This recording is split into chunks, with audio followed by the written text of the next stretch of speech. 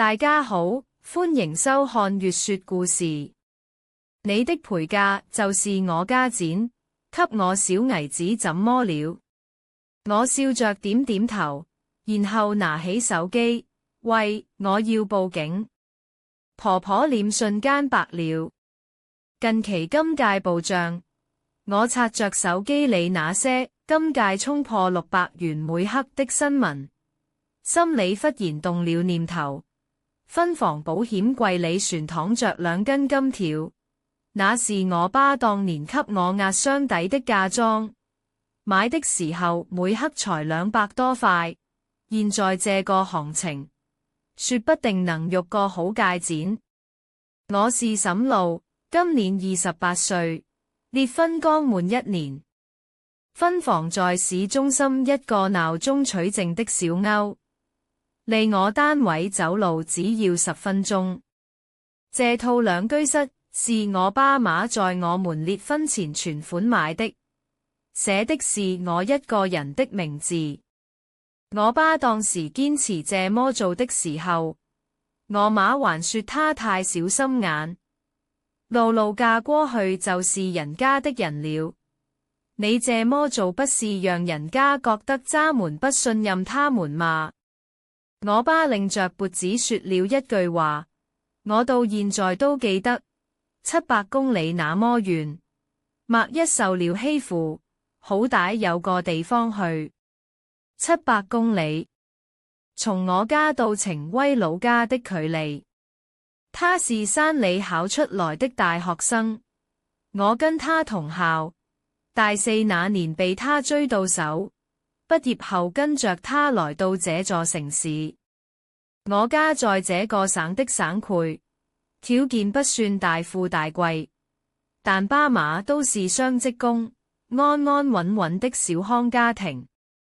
程輝家裏船有一個弟弟，父母都是農民，供2個大學生讀書已經掏空了家底。我媽當初不太同意這門婚事，說門不當戶不對。我哭着喊着要嫁，說他人好上進，對我好。人好上進對我好，這3個詞現在想起來，每一個都像一記耳光抽在我臉上。分房在6樓，一梯2戶，樓道裏的聲控燈配了很久了，物業一直沒收。我踩着高跟鞋爬上去，樓道裏昏暗的，只有最頂頭那扇窗戶透進來一點光。剛從樓梯口拐過來，就看到門口停着好幾雙鞋，有藍色的運動鞋，有女式的白色帆布鞋，船有一雙老北京布鞋。我認得那雙布鞋，我婆婆程桂枝的。門半開着，沒關嚴。我的心猛地往下一沉，腳步不由自主地放慢了，幾乎是無聲地挪到了門口。門縫裏透出橘黃色的燈光，傳有一陣陣的笑聲，那種笑聲很大，很舒暢，很一家人，像是一群人在自己家裏聊天的樣子。小瑞，你放心吧，只要你嫁給我們天佑，保證你以後吃香的喝辣的，日子好着呢。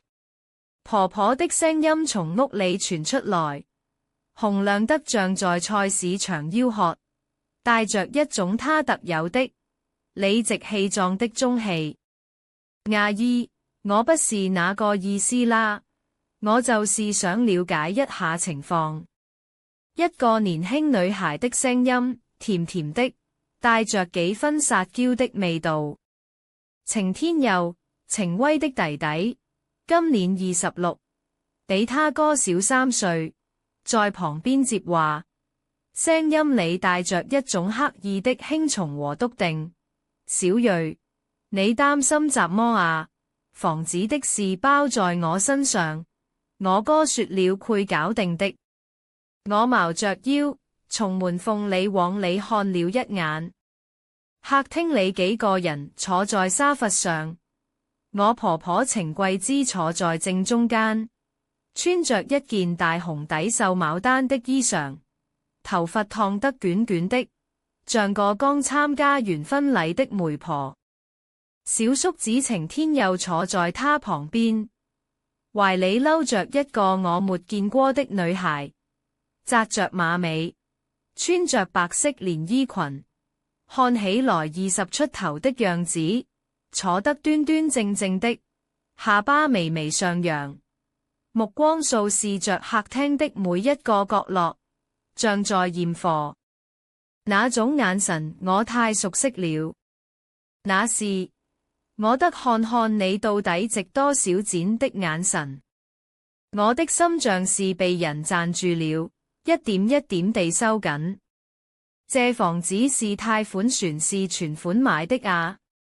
那個叫小蕊的女孩繼續問，聲音全是甜甜的，但語氣裏的試探已經很明確了。我爸媽說了，存款買房才行，不然不讓我嫁。我這人條件也不差，不可能跟着還貸的，你說是不是？程天佑拍着胸脯，聲音大得像在參加比賽。存款，肯定是存款。小蕊你放心，我哥說了。你哥說了怎麼我不管？小蕊打斷他，撩了撩頭髮，語氣突然輕了，輕得像一根刺。那房子寫的誰的名字？屋內氣氛驟然緊張，婆婆的笑聲僵住了。程天佑的胳膊從女孩肩上滑了下來。就在這個時候，我猛地推開了門。當然是我的名字。門砰地撞在牆上，聲響大得整個樓道都在回響。客廳裏的幾個人同時轉過頭嚟，小叔子的表情從得意變成錯愕，女孩的眼睛瞪得圓圓的，嘴巴半張着，像是被人按了暫停鍵。婆婆的臉色一瞬間變得鐵青，像被人潑了一層灰色的油漆，但那種變臉只持續了0點幾秒，很快就被一種更熟練的表情替代了。憤怒。她騰地從沙發上站起來，雙手叉腰，雙眼圓睜，聲音拔高了8度：沈露，你怎麼來了？這個點不用上班嗎？別以為懷了個孩子就能在家偷懶，我們程家可不養奸人。我扶着門框，慢慢走了進去。孩子踩在地板上，每一步都很慢，很穩。高跟鞋敲在瓷磚上，篤篤篤，像某種賭技時。我掃了一眼門口那幾件旋沒拆封的行李，一個大豪拉桿箱，裏面鼓鼓囊囊地塞滿了衣服；一個編織袋，邊角磨得發白，裏面透出碧玉的條紋；船有一個塑料水桶，裏面插着幾根衣架。他們把東西都搬來了，不是因為路過，不是因為來看看，他們是嚟住的。媽，我站定在客廳中央，聲音不大，但每一個字都像釘子釘在木板上。就算不工作，我也能養活自己，不靠程威，也不靠你們。你船友，我沒有給他說話的機會。目光從婆婆身上移到小叔子臉上，再移到那個叫小蕊的女孩臉上，最後緩緩掃過整個客廳。這是我的房子，房產證上寫的是我的名字，婚前存款買的，跟我老公沒關係，跟你們更沒關係。你們不請自來，船在這裏討論把房子給誰住，你們知道這是雜麼行為嗎？屋裏安靜得能聽到樓上小孩練琴的聲音。非法入侵。我吐出這4個字的時候，婆婆的臉已經變成了豬肝色。她張了張嘴，想說雜麼，卻一時找不到話。晴天又站起來，想替她碼出頭，嘴巴脹了脹，又閉上了。那個叫小蕊的女孩臉色煞白，嘴唇微微囉嗦着，目光在婆婆和我之間來回掃，像是在飛速地計算着雜麼。請你們立即離開。我說，我承認，那一刻我有點故意說得慢，故意用詞準確，故意把那4個字咬得很重。因為我知道，這個叫小蕊的女孩不是來看房子的，她是來驗貨的。而我要讓她清清楚楚地看到，這貨是誰的，跟她身邊這個男人和他的家人一毛錢關係都沒有。婆婆終於緩過勁來了，她一屁股坐回沙發上，兩隻手拍着大腿，聲音尖得像指甲劃過黑板。沈露，你別不知好歹，這房子以後就是天佑的分房，你趕緊把手續辦了，過戶到天佑名下。你是我們程家的人，你嫁進來了，你的一切都是我們程家的，這是天經地義的。我看着他拍大腿的樣子，忽然覺得好笑。這隻手，去年我生孩子住院的時候，他從來不伸。我剖腹產第2天，都口還痛得下不了床，他來醫院看了一眼，坐在床邊剝骨子，骨子皮扔了一地，自己吃了2飯，剩下的塞在床頭舉上。站起嚟說，家裏船有事，你好好休息，就走了。後面幾天都是我媽坐火車過來侍候的，端屎端尿，一個晚上未合眼。後來我媽跟我說，她聽到婆婆在走廊裏打電話，跟老家那邊的人說，剖腹產就剖腹產敗，那個女人不生孩子，就他嬌氣。你說雜麼？我的聲音冷了下來。我說，你趕緊把這套房子過戶給天佑。婆婆拔高了嗓門，像是在跟一個聽不懂人話的傻子說話。人家小蕊條件多好，人家爸媽要求存款買房，天佑好不容易談了個對象。你要是把這事搞黃了，你就是程家的罪人。晴天又在旁邊幫腔，嫂子，你就幫幫我吧。小蕊家裏說了，只要房子到位，馬上就可以訂婚。你不是船有一套嗎？你爸媽不是船有房子嗎？你們又不缺這一套。小蕊坐在一旁，聽到這番話，眼神突然亮了一下。那個亮，像是一個精明的漁夫看到魚漂終於沉下去了，嘴角微微上揚，但很快又恢復了那種淡淡的、矜持的、等着被人討好的表情。他沒有站起來，沒有說這房子是別人的。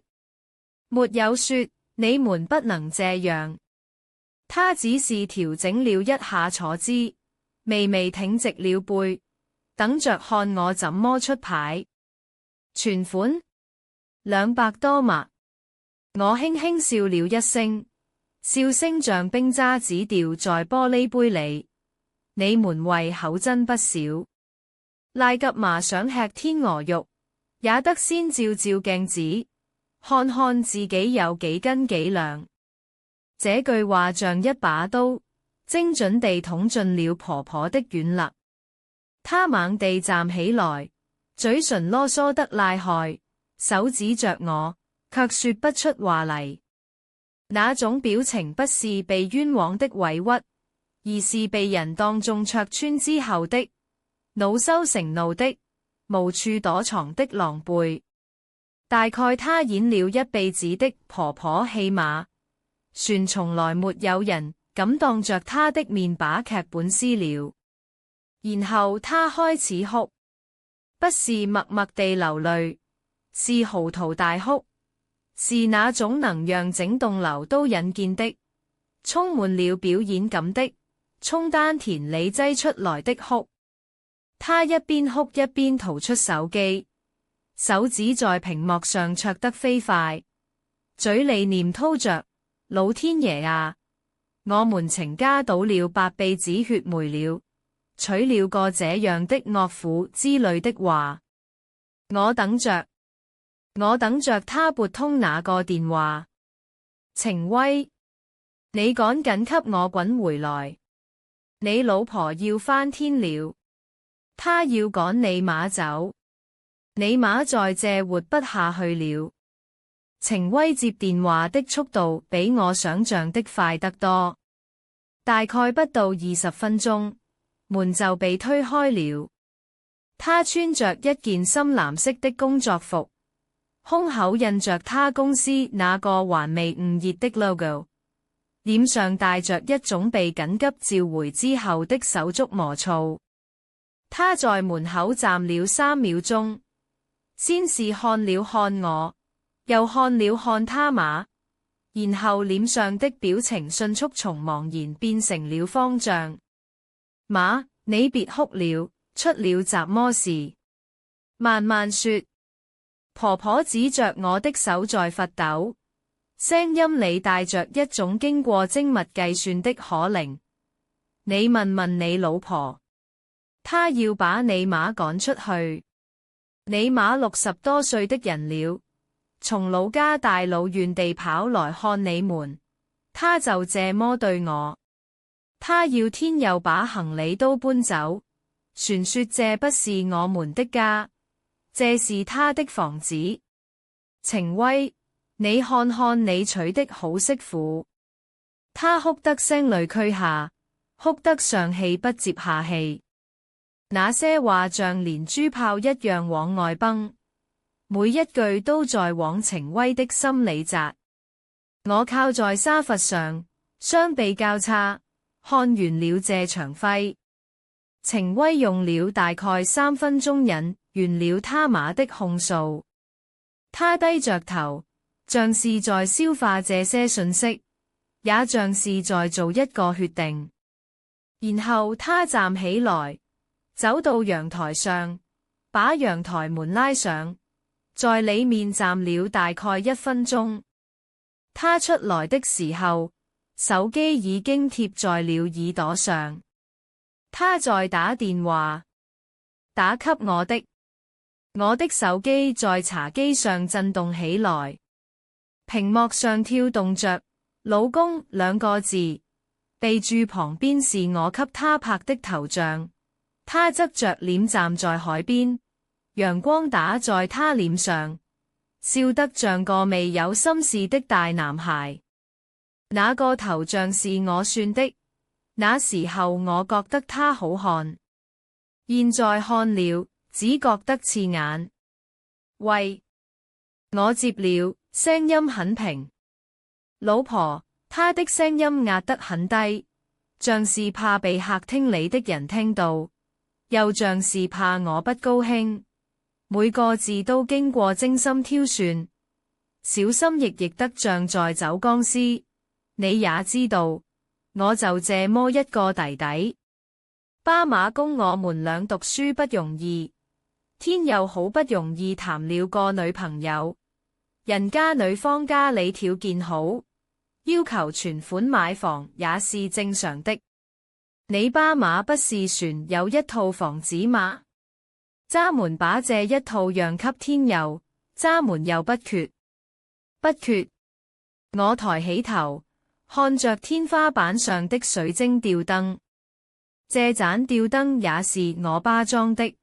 裝修的時候，他在這座城市待了整整2個月，從旋燈到布線到安裝，每一顆螺絲都是他親手擰上去的。裝好的那天，他站在下面仰頭看了半天，說：露露，以後你下班回來，看到這盞燈亮着，就知道到家了。晴威，我說，你船記得嗎？你爸第一次來這套房子的時候，站在陽台上說了一句話。電話那頭沉默了一下，他說，這套房子比渣門老家整棟樓都值錢。我替他回答了。他說這話的時候，眼睛裏那個光，你們全家人的表情，我都記得。老婆，2個選擇。我打斷他，聲音不大，但每個字都清清楚楚。第一，讓你媽和你弟弟在30分鐘之內把他們的東西搬走，以後沒有我的允許，任何人不得隨意進入這套房子。第二，我們直接去辦離婚手續，我帶人清房，以後這門若遲，你也沒有了。電話那頭沉默了很久。晴威大概從來未有聽我說過這樣的話。結婚以來，我跟他說話的語氣從來都是商量的、柔和的，哪怕有爭吵也都是關起門來小聲吵，不至於把他逼到這個地步。然後他說了一句讓我這輩子都忘不了的話。沈露，他的聲音突然冷了下來，像是換了一個人。你別給臉不要臉。我媽說得對，是我太縱容你了，讓你忘了自己姓習麼。你已經懷了我的孩子，你船能去哪？除了我，誰配要你？老老實實待在家裏，照顧好我媽，別鬧了。陽台上，他的身影背對着客廳，肩膀微微聳着，像個做判決的法官。我忽然覺得冷，那種冷不是空調開到16度的冷，是衝骨頭縫裏往外滲的那種冷。這個人，我嫁了1年的人，我剛着全家反對，願駕700公里來投奔的人。那個在婚禮上說沈露，我配讓你幸福一輩子的人，他的真面目在這個午後終於在陽光下磨所遁形。我沒有再聽他說下去，掛了電話，淡定的按下了3個數字。你好，110嗎？我要報警，有人非法入侵我的住宅。地址是，我報了完整的地址，每一個數字都念得清清楚楚。屋裏像被人潑了一桶冰水，婆婆的哭聲就停了，晴天佑的臉色擦地白了。那個叫小蕊的女孩猛地站起來，動作快得像被火燒了屁股。這是你們家的事啊，跟我沒關係。小蕊拎起包就往門口走，高跟鞋踩在地板上里啪啦的，語速快得像在背台詞。晴天佑，房子的事沒解決之前，渣門先別聯繫了。門砰地關上了，走廊裏的腳步聲越跑越遠，最後消失不見。晴天佑站在那裏，臉上的表情像是被人抽走了雜麼，嘴唇囉嗦着，眼眶通紅。突然他轉過頭惡狠狠地瞪着我，那眼神像是要把我生吞活剝了。沈露，要是小蕊跟我分了手，我饒不了你。你個掃把星，攪屎棍！你說誰是掃把星？我抬起頭看着他，第一次沒有躲他的眼神。就是你。程天佑的臉漲得通紅，聲音大得整棟樓都能聽見。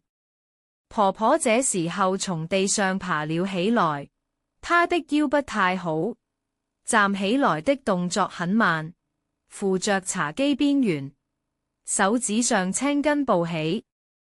她的眼睛旋弓着，但那種哭腔已經沒了，取而代之的是一種更原始的、更赤裸的憤怒。我兒子的婚禮要是被你毀了，我跟你沒完，你等着。他指着我的鼻子，聲音沙啞，但每個字都像垂了毒的刀。你可以動手。我站起來，背上多了幾分力氣，因為肚子裏的孩子在輕輕踢我，像在提醒我，媽媽要保護好自己。警察馬上就到，我不介意送你進去待2天。婆婆的手僵在半空中，像一尊雕塑。她瞪着我，嘴唇囉嗦着，臉上的皺紋在燈光下顯得格外的深，像一道道的溝壑，每一道都盛滿了不甘心。警察來得很快。當時出警的是一位中年民警和一位年輕的女警。中年民警姓郭，四方臉，濃眉，說話不緊不慢，但很有分量。他看了看屋裏的情形，幾個行李箱，一個編織袋散落一地。我站在門口，婆婆癱坐在地上。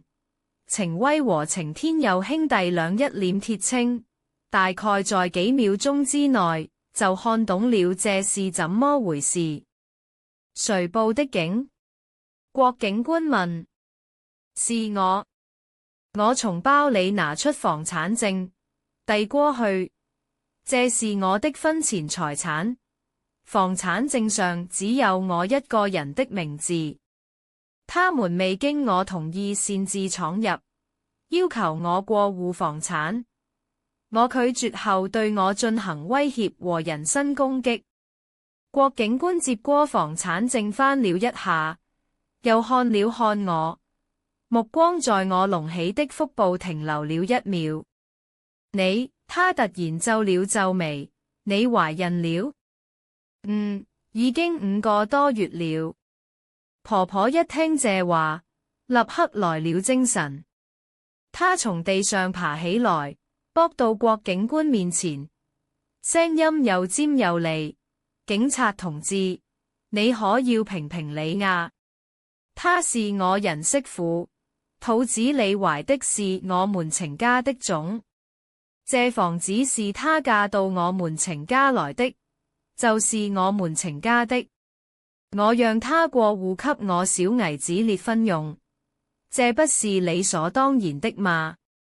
她居然報警找婆婆，天底下哪有這樣的道理？郭警官面無表情地引完，轉頭看向我，他說的是事實嗎？不完全是事實。我的聲音很平靜，這套房子是我婚前存款購買的，是我父母給我個人的財產。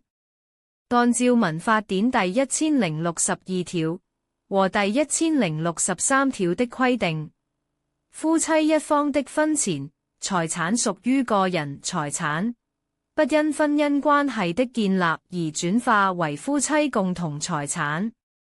因此，我的婆婆沒有權利處分這套房產。我讀了讀，看向婆婆。至於要求我過戶給程天佑，那是非常嚴重的違法行為，涉嫌非法侵佔他人財產。郭警官眼裏閃過一絲意外，大概在他的出境經歷中，能背出民法典條文的孕婦不太多。他轉過頭看向程威，你是他丈夫？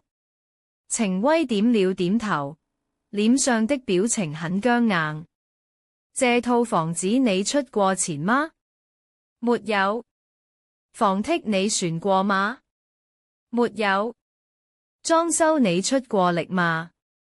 裝修的時候我在出差。郭警官一擺手，也就是說，這套房子跟你沒有任何關係。你妻子同意你住，你可以住。你妻子不同意，你也不能強佔。你們家人就更沒有權利了。程威的臉一陣紅一陣白，他大概從來未想過會有警察站在他家客廳裏，對他說：這套房子跟你沒關係。現在，郭警官收起記錄本，聲音不大但很有威嚴。請你們在30分鐘內收拾好自己的物品離開。如果不配合，我們會依法帶你們回派出所處理。婆婆瞪大了眼睛，嘴巴張了好幾次，像是想說什麼，但最終什麼都沒說出來。晴天又一把抓起行李箱，拉桿都沒來得及抽出來就往外走。婆婆扶着她的胳膊，走路的時候腿都是軟的。不知道是被棄的船是被下的。郭警官掃了一眼婆媳倆的背影，等他倆轉進了樓梯間，才朝我點了點頭。沈女士，有什麼情況隨時打我們電話。說完，他和那位女警也離開了。樓道裏安靜下來，偶爾還回蕩着婆婆的哭聲。從樓梯間傳上來，越來越遠，越來越少，最後被一樓的單元門砰地一聲關上了。整棟樓安靜了。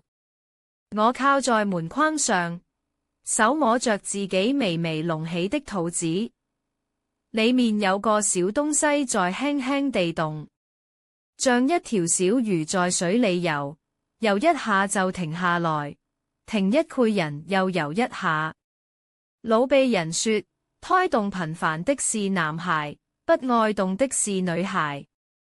我爸媽不在乎這些，他們在乎的是你一個人在那座城市，萬一有個什麼事，誰能幫你？現在真的有事了。我蹲下來，開始收拾門口那些被遺忘的小東西。有一個公式塑料袋，裡面裝着幾頭大蒜和一塊薑，大概是他們帶嚟的土特產。船有一個充滿鳳梨菜進來的外賣傳單，上面印着油膩膩的炒飯照片。這些不起眼的小東西，像是這場鬧劇最後的尾聲，雜亂、瑣碎，毫無意義。手機在口袋裡震了一下，是律師發嚟的消息。沈女士，離婚協議已經草擬好了，請你確認一下條款。我點開文件，花了5分鐘逐條看完。財產部分寫得很清楚，婚前財產各歸各，婚後無共同財產，無子女，撫養費那裡是空的。我猶豫了很久，指尖在屏幕上沿着，打了2個字又刪掉，刪掉又打。最後我回了一句：明天上午來簽約。然後我給宋林發了條消息：林林，能不能幫我聯繫一個靠譜的人留手術的醫院？要快。消息發出去之後，他幾乎秒回：你和程威怎麼了？出什麼事了？我沒回。他立刻打了電話過來，聲音緊掹着，帶着諷像是在大馬路上跑步。你在哪？你別動，我馬上來。我在分房。琳琳，你來了再說。半小時間，宋琳的車就停在樓下。他3步併作2步跑上樓，一進門就盯住了我的肚子。沈露，怎麼是嚴重到要去做手術？你之前不是說你很喜歡小孩嗎？你不是說程輝雖然家裏麻煩了點，但對你船不立嗎？發生怎麼了？我坐在沙發上，把今天的事情從頭到尾講了一遍。從婆婆帶着小叔子搬來，到他們在屋裏盤算怎麼把我的房子騙去給程天佑結婚用，從小瑞問房子是不是存款，寫誰的名字，到婆婆逼我過戶，沖程威當着我的面說你懷着孕船能去哪，到警察來了，婆婆被清了出去。我講得很平靜，像是在說一件跟我無關的事。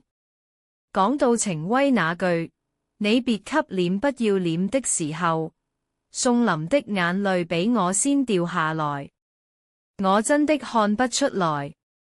他用手背擦着眼睛，聲音有些啞。他以前對你那麼好，每次我們一起吃飯，他都給你剝下殼，給你挑魚刺。剝下殼，我靠在他肩上挑魚刺。我在心裏重複了一遍，沒有說話。是的，他對我好過。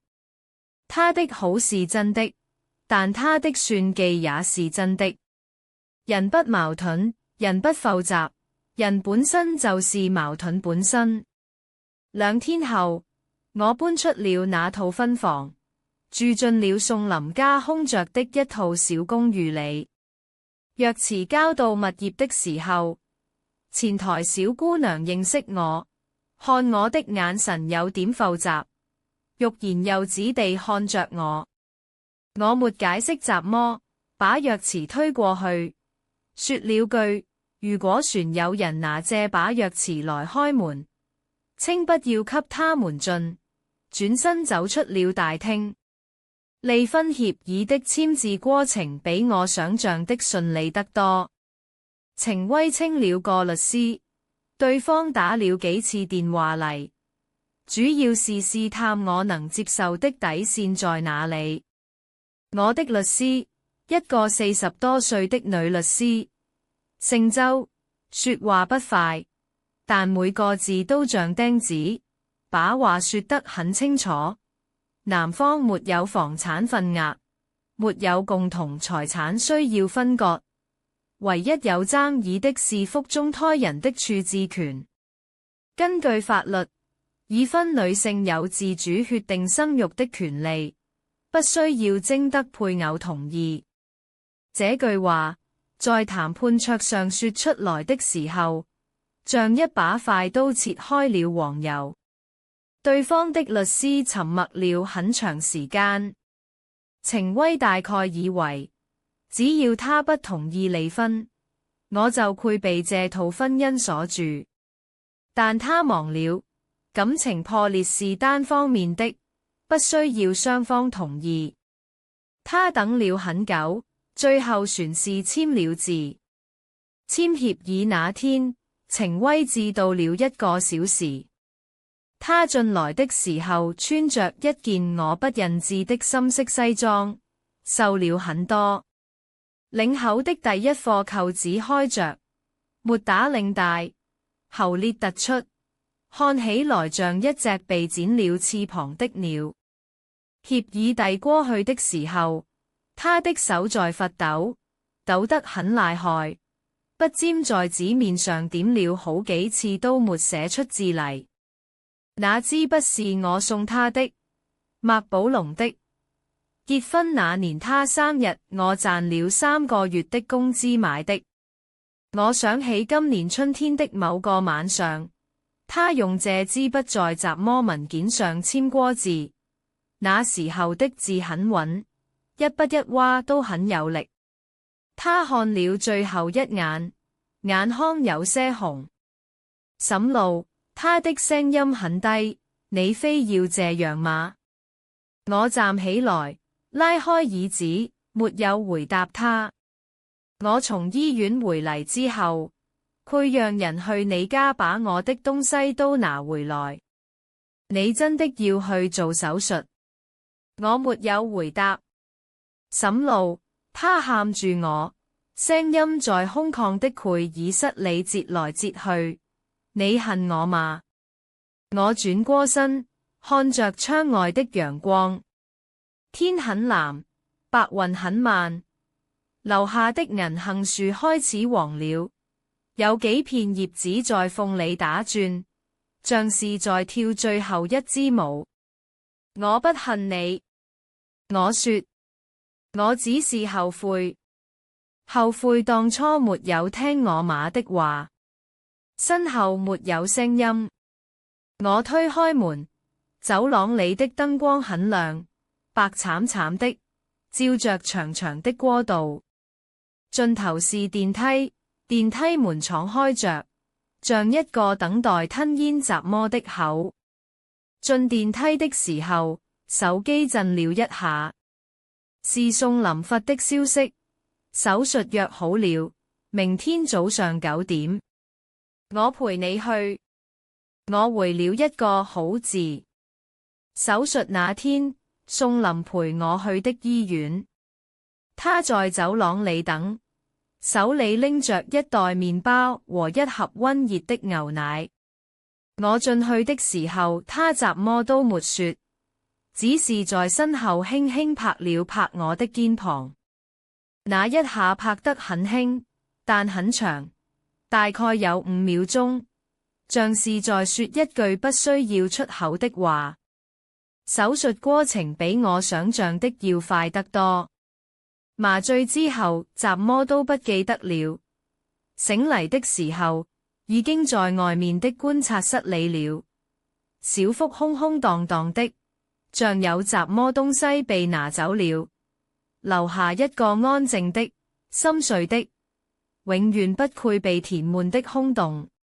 窗外有鳥叫，聲音很遠，像從另一個世界傳過來的。我在觀察室裏躺了很久，看着天花板上的燈一根一根地數，一共有6根，有2根不亮了，剩下的4根很亮，亮得天花板像一塊巨大的發光的白色板子，上面雜麼字都沒有。宋林進來的時候，手裏多了一袋公棗，旋有一罐熱好的黑糖薑茶。他把東西放在床頭舉上，沒直接問你感覺怎麼樣，而是在床邊坐下，拉住了我的手。他的手很暖，掌心有點潮，大概是一直攢着雜麼東西攢出汗來的。走吧，他說，回家。家。我在這個城市沒有家，分房是父母給的棲身之所，宋林的公寓是借住的驛站，晴威那邊的出租屋涌嚟就不是家。那東西是雜麼？大概是一個長得像家的東西，殼子是家，心子是另一個東西。直到那天那扇門被推開之前，我還願意住在那個殼子裏，自欺欺人地告訴自己，殼子也是家。現在殼子也沒了，但我好像也沒那麼難過。春天的時候，我搬到了公司附近的一處單身公寓，一室一廳，40多平，很小，朝北的窗子對着另外一棟樓的牆。但房租便宜，而且離單位近。我媽打電話問我雜麼時候回老家，我說再等等。他說船等雜麼呢？我說等我想回去的時候。電話那頭沉默了很久，他大概聽出了雜麼，但沒有追問。我媽這個人，很多時候是不追問的，他只是說媽等你。年底，程威來過一次電話，陌生號碼，我接起來，聽出是他，沒有掛斷，也沒有說話。他在那頭沉默了很長時間，長到我以為信號斷了。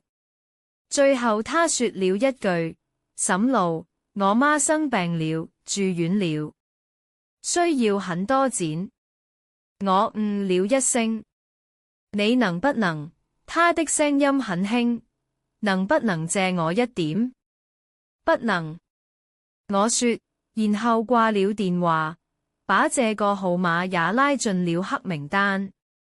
那天晚上，我一個人坐在窗前發呆，窗戶朝北，看不到月亮，但對面那棟樓的窗戶裏有橘黃色的燈光，一線一線的，像格子裏燃燒的小小的火焰。有一扇窗戶裏有人在炒菜，油煙機的聲音嗡嗡的，隔着那麼遠都能聽見。有一扇窗戶裏有人在拖地，彎着腰，拖把在地上畫着圈。有一扇窗戶裏有人在打電話，手舞足蹈的，像是在跟電話那頭的人爭執雜麼。這就是生活吧。你在這扇窗戶裏哭，那扇窗戶裏的人在笑。你在這扇窗戶裏絕望，那扇窗戶裏的人在炒菜。誰也不認識誰，誰也不在乎誰。我靠在窗台上，手裏端着一杯晾了很久的茶，喝了一口，又放下了。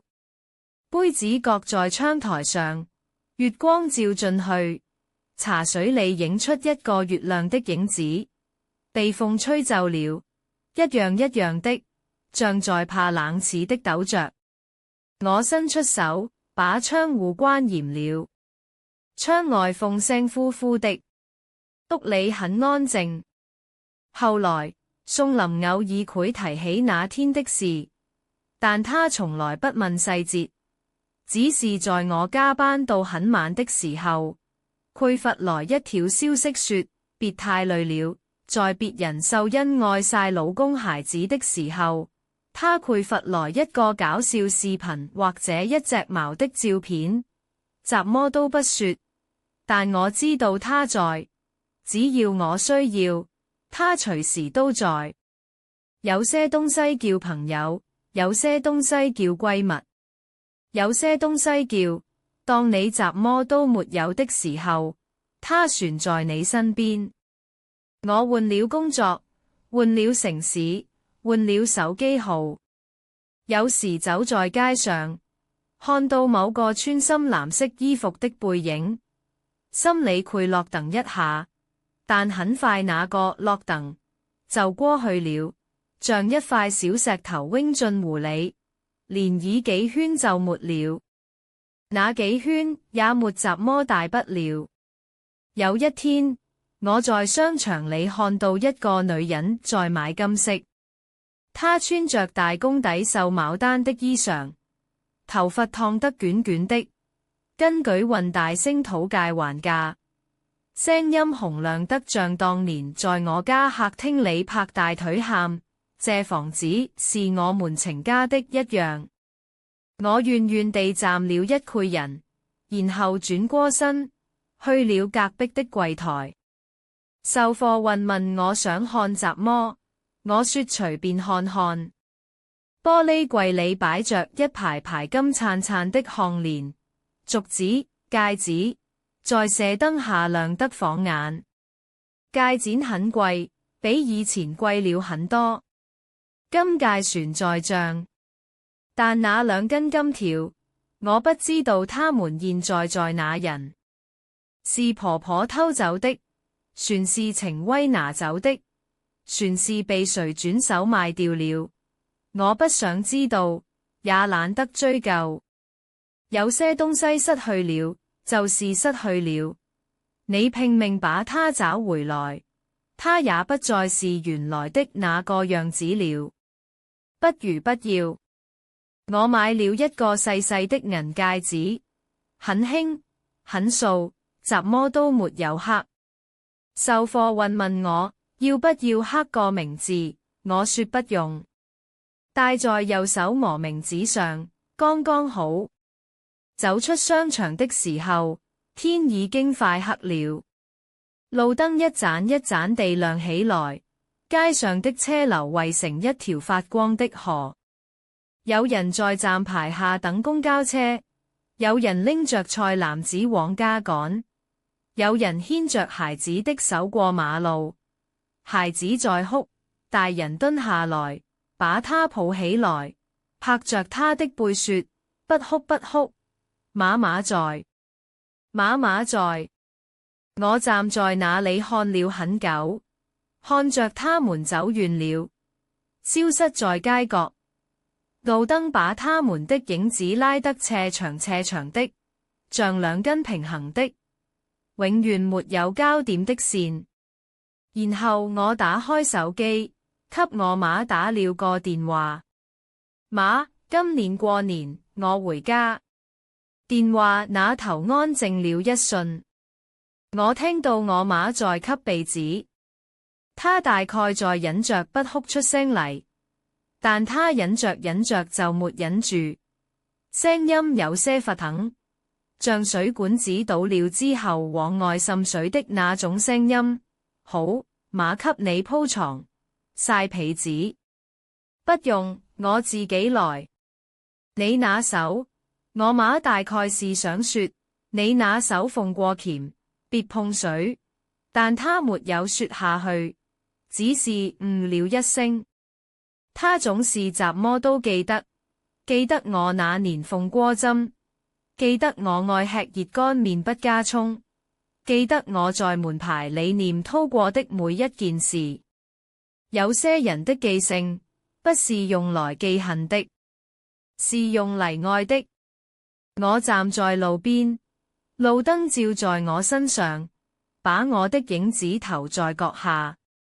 影子很短，因為我站得離燈很近，幾乎就在燈的正下方。人這一輩子，大概就是這樣。有時候你在光裡，影子很長很長，像能把整個世界都遮住。有時候你離光很近，影子很短很短，短到你幾乎看不到它。但燈一直亮着，光一直照着，你只管往前走，往前走，走到下一個路口，走到下一個春天。今屆船在漲，但那已經跟我沒關係了。我與過去所有的糾葛，所有的算計，所有的金條和房產證，所有的這是我的房子，和你應該讓出來，都在那扇門被我推開的那一天結束了。不是和解，不是原諒，不是釋懷，是結束，乾乾淨淨的。